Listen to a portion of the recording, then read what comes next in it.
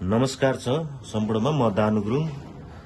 आज चाहिँ मैले मेरो आफ्नै च्यानलबाट चाहिँ किबोर्ड सिकाउने चाहिँ कोसिस गरिरहेको छु। मलाई खासै किबोर्डको विज्ञ त होइन, तर पनि मैले जानेको कुरा चाहिँ यहाँहरूलाई सेयर गर्न गइरहेका छौँ। यहाँहरूलाई यदि मादल सिक्न चाहना छ भने चाहिँ गुरुङ मगर कप्पल युट्युब च्यानलमा हेर्नुहोला।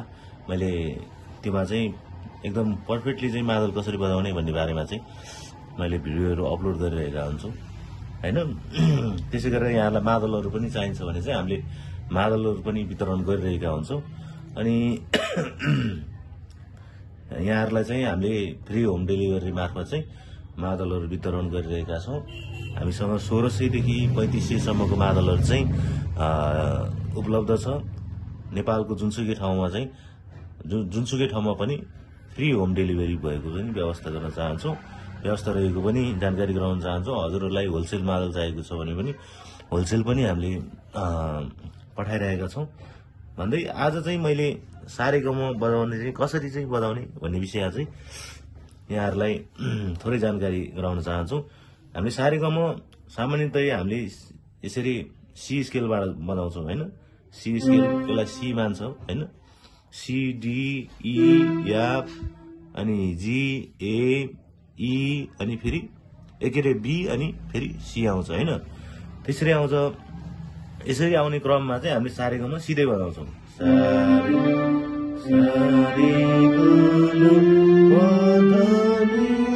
यसरी बजाउँछौँ हैन। मेरो अलि स्वर खुल्या छैन, तैपनि यहाँ यसरी आउँछ। अनि फेरि तल जाने बेला यसरी झर्छौँ। हामीले यो तलको सारेगम बजाउन अत्यन्तै सजिलो छ, किनभने यहाँ कुनै पनि नछोडिकन सीबाट यसरी एउटा पनि नछोडिकन यो सेतो सेतो चाहिँ यहाँ जुन यो दुईवटा भएको छ यो हैन, यो तीनवटा भएको छ कालो, तीनवटा भएको यो दुईटा कालो भएकोको ठ्याक्कै तलपट्टिकोलाई चाहिँ सी मान्छ। यहाँबाट चाहिँ सररै बजाउँछौँ यहाँसम्म हैन। यो दुईटा कालो भएको तलपट्टिको सम्म योसँग बजाउँछौँ हैन। जस्तै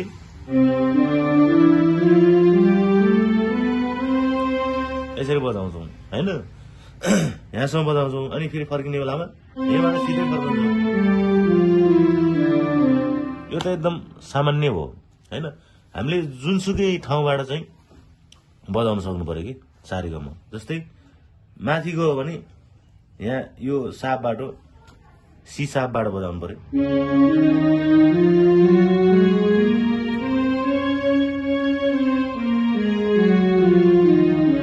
यसको चाहिँ अत्यन्तै सरल आइडिया चाहिँ के हो त नि हैन। यसको अलिकता लाउँ हामीले हैन।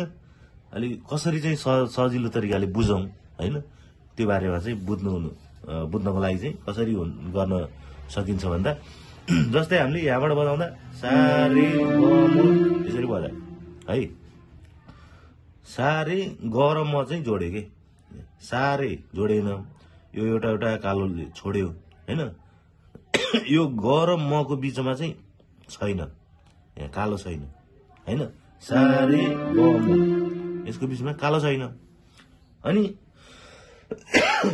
फेरि यहाँबाट फेरि कालो कालो छ। सारे गम अनि पध नि र साको बीचमा फेरि कालो छैन। मतलब चाहिँ कसरी बुझ्नु पर्यो भन्दाखेरि हाम्रो चाहिँ यो बीचमा नभएपछि यो सँगै जोडेको रहेछ भन्ने बुझ्नु पर्यो हैन। सँगै जोडेर बजाउनु पर्दो रहेछ भन्ने बुझ्नु पर्यो। मतलब कि सारे अनि गरममा चाहिँ बिचा नछोड्ने, सारेको बिचमा चाहिँ एउटा छोड्नु पर्ने रहेछ हैन। मतलब यहाँबाट जस्तै सारे गऱ्यो भने यो सेतो छोड्यो एउटा, यो दुईटा कालो कालो बजायो, सारे बजायो हैन। एउटा छोड्यो अनि त्यसपछि गरममा चाहिँ सँगै बज्यो, यो बज्यो अनि त्यसपछि यसकै माथिको बज्यो है।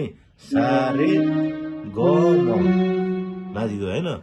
अनि फेरि एउटा छोड्यो प, एउटा छोड्यो ध, अनि फेरि एउटा छोड्यो अनि त्यसपछि नि र सा चाहिँ सँगैको बज्यो, एउटा नछोडिकन बज्यो हैन।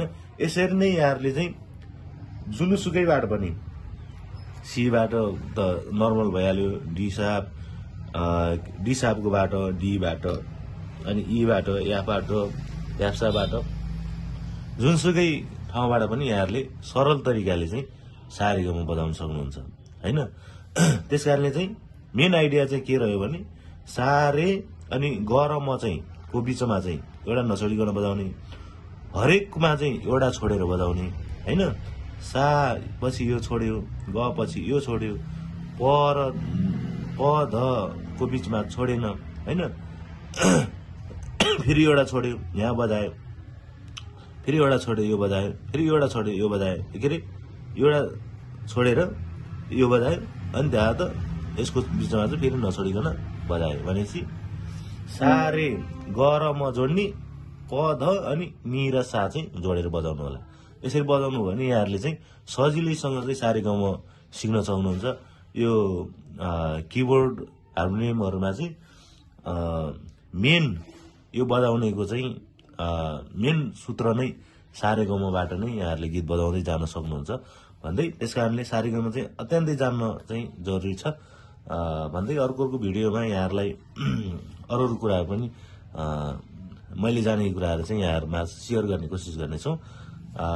भिडियोलाई यतिन्जेलसम्म हेरेर साथ दिनुहुने सम्पूर्णलाई हार्दिक सम्मान व्यक्त गर्न चाहन्छु। धन्यवाद।